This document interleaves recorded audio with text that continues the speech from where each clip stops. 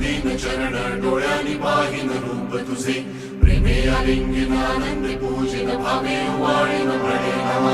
त्वमेव माताच पिता त्वमेव त्वमेव बंधुश्च सखा त्वमेव त्वमेव विद्या जगं त्वमेव त्वमेव सर्वं मम देवदेव कायेन वाचा मनसेन्द्रियेण बुद्ध्यात्मना वा प्रकृति स्वभावं करोमि यत्